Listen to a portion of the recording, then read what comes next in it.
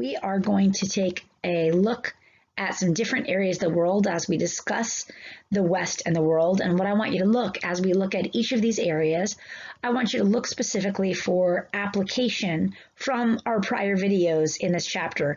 We talked in the last video about different motivations that Westerners had for their dealings with the rest of the world. And so what I'd like you to do is, as we discuss each of the areas separately in the chapter, I'd like you to think about, do you see economic motivations, political motivations, military motivations? Do you see influence of missionaries?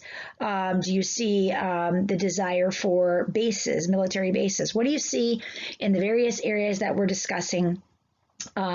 These slideshows will have a little bit more text on them so that you can take good notes. I'll probably drop my face out of the narration a little bit so that you can see that text fully and get it down as we talk about each slide. And of course, you can pause them as necessary. I'm going to try to make these videos rather short and sweet, but packed full of information as we go. All right, so let's begin talking about the West and the world, specifically in China. All right, so first of all, in China, the Chinese had been successful in largely keeping the foreign population, the European population, relegated to an area that they called, that the Europeans called Canton. This area is called Guangzhou. It was an area that Western trade was allowed to come in and to flourish, but to go no farther. And so here you can see on the left in the picture a particular street that was a interior street in Canton, which had a lot of American, British, French, and other factories. Although the American influence here was quite small. The other Western European nations, dominated. So we'll talk about why that affected the U.S. in a bit. From the outside, you can see the port of Canton with the various European factories studding the boardwalk there, studding where it abuts the water, and you can see the great amount of commerce that would take place. And so the Chinese did allow for Western trade, but they had pretty much controlled this to one particular city, letting these people come in and out and letting it benefit China in the way that they thought it would work for them. And so up until the 1820s, this is kind of how things went. But in the 1820s, we started to see some change and a power shift. And a lot of that was due to a product called opium. So Britain had banned opium, and it was, of course, a drug that caused a lot of havoc in people's lives, a hallucinogen that allowed people to live a life of escapism, but also of poverty, of joblessness, and of really wreaking havoc and controlling people. And so the Chinese government was very interested in the Chinese people not making use of this. And in fact, they banned opium in the 1930s. But the British were looking for a place to sell this. This was easily grown and, by the way, legally grown in India, over which the British had a lot of influence in the 1820s and 30s. Even though it was not directly ruled by Britain yet, it was largely kept under control for the British by the British East India Company. And this opium that was grown there could be brought over to China and sold to the Chinese people. So this created a rift between the Chinese government, who wanted this to be done and wanted this opium gone, and the British traders, who could make a lot of money off this. And so the British decided that no matter what the Chinese said, they would try to continue the trade of opium and to expand it. And what happened as a result is that eventually the Chinese government did a crackdown. This was in 1839, where they actually seized the British opium supplies and destroyed them, thus not allowing it to be sold on the open markets in China.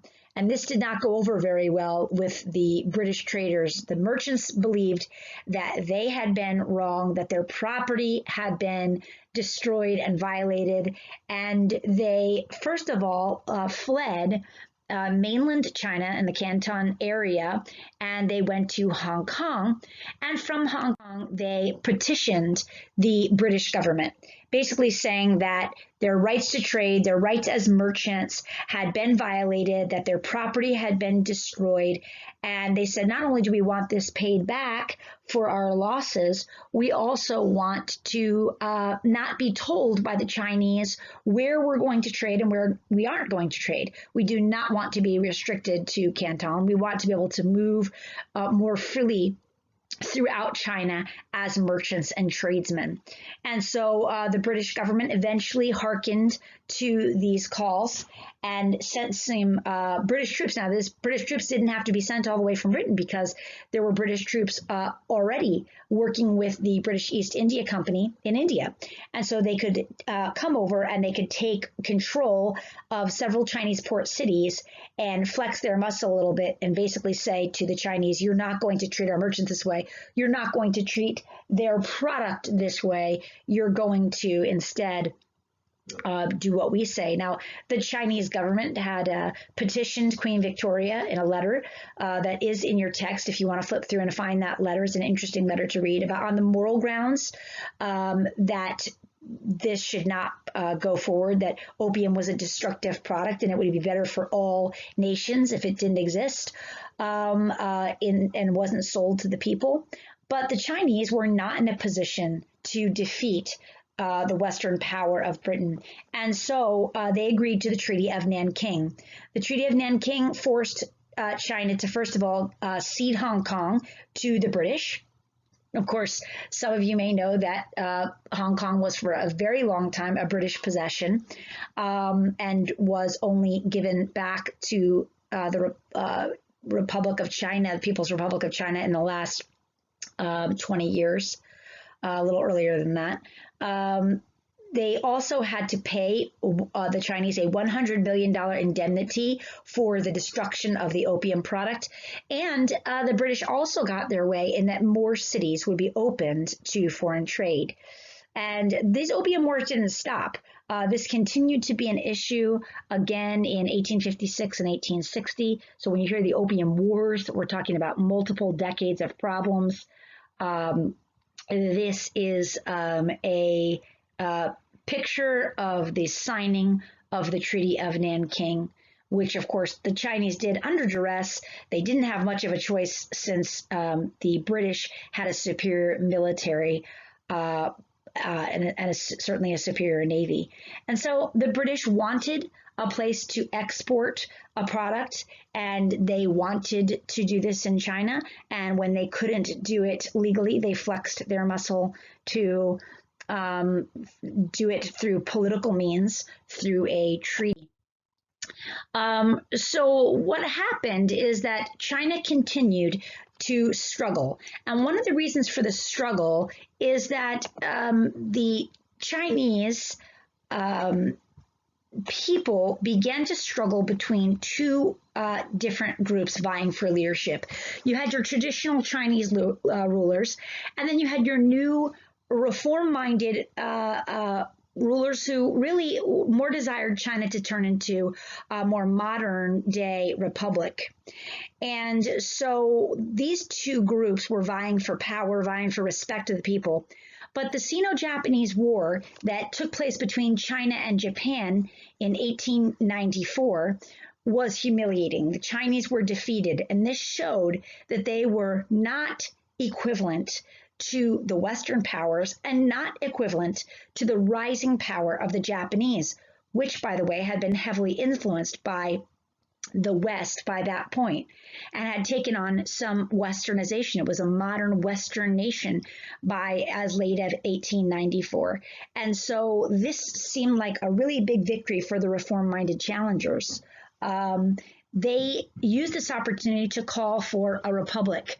Sun Yat-sen, a Chinese reform leader, he had been educated by Christian missionaries on the island of Hawaii.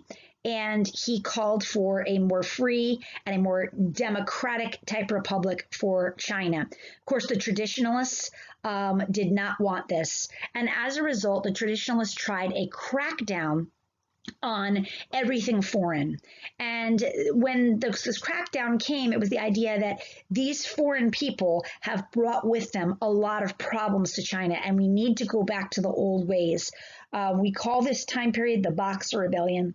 All foreigners, but especially Christian missionaries, were seen as people who were spreading problems, undermining the traditional rule of China, undermining traditional Chinese folklore and religion, telling the people that they needed to leave these ways and convert to Christianity. And this divided the Reformed Chinese versus the traditional Chinese. And also because of the killing of Christians and the expelling of Christian missionaries and foreigners in general, it brought the Western powers out on behalf of the reformers. After these wars, the traditional rulers were humiliated and the Western powers won out. And by 1912, China has a Western-style Republican government. This came at a great cost to all of the people of China, both the reform-minded and the traditional. But what we have is China joining modern Western-style nations by the time just prior to World War I. Now, this picture up here is rather important. You may have heard before about the spheres of influence. All right. So what are we talking about when we mean the spheres of influence? Well, once China became a modern nation, the Western powers felt that much was owed to them. They had helped in this war to defeat the traditional Chinese. They had sent their soldiers, they had sent military advisors, they had sent weapons, and they expected to be able to share in the wealth of China. And so China was, in a sense, carved up, and that's the picture that you see here in this political cartoon, into spheres of influence. You see each European power there has a knife, and they're slicing up the pie of China, and they're saying, this is what we will influence. This is what we will influence. This will be our area to dominate. And what literally happened is kind of like the old Canton style segregated trade areas. Each of the European nations were given certain spheres of influence that they could dominate. In other words, the trade there would belong to Britain or to Germany. Or to Italy. And the group that really doesn't get a whole lot of say about this are the Chinese. The Chinese reformers are happy to have Western power and Western money and investment and Western style thinkers in China, and they're willing to trade off on these spheres of influence. You're not going to see a whole lot about the U.S. in China, and that's because we don't really make strong inroads in China until we do the open door policy, which comes quite a bit later. The spheres of influence eventually goes away, and the U.S. feels strong enough in the Pacific to say, you know what, how about if we just have open trade in China and may the best country win? Let's not have these spheres of influence that divide up these sectors of trade. Let's just let people openly compete in what's called the open door policy. And instead of limiting ourselves, we'll just say that the strongest Western countries, and the Chinese included, can compete for business in China. And so the U.S. is going to be in a position to do that only because of the foothold that they're going to take in China. And we're going to move on and talk a little bit about China.